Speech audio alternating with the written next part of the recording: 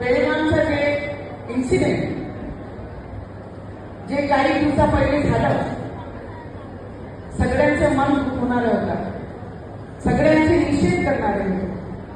कारण जेव्हा बेळगावमध्ये एवढी मोठी घटना होते, दुर्घटना होते, 6 दिवसाच्या लग्नाची बाईसोबत त्याच्या नवऱ्याला जेव्हा मारण्यात येते, एक बाईचे नवऱ्याला आणि त्याच्या मुलाला डोळ्यासमोर त्या आईचे, त्या बाईच्या सोबत परिवाराच्या दोन्ही माणसाचे डोक्यात जेव्हा गोळी झाडण्यात आल्या, जेव्हा त्यांनी म्हटलं की कलमा वाचा, कलमा वाचता येत नव्हता, तर त्यांना म्हटलं की हिंदू एक तरफ हो जाओ, मुसलमान एक तरफ हो जाओ, तर आमच्यासारखे हिंदू त्यांनी गोळ्या घेतल्या, पण कलमा वाचायला ते तयार झाले नाही.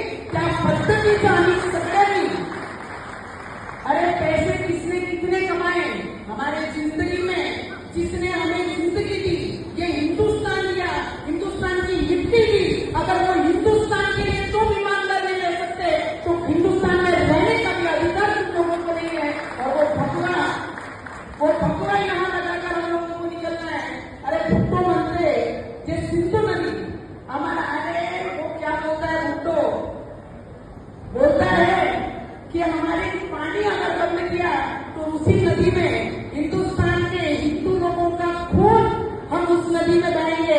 अरे तुम्हारे पूरे पाकिस्तान में इतनी ताकत नहीं कि हमारे हिंदुस्तान को दूसरी बार तुम हाथ उठाकर भी देख सको. हमारे देश में एक शेर बैठा है, उसका नाम प्रधानमंत्री नरेंद्र मोदी और अमित शाह यहाँ पर बैठा है.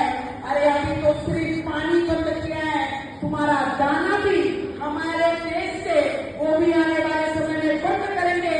पानी से भी मारेंगे, दाना पानी सब बंद करेंगे.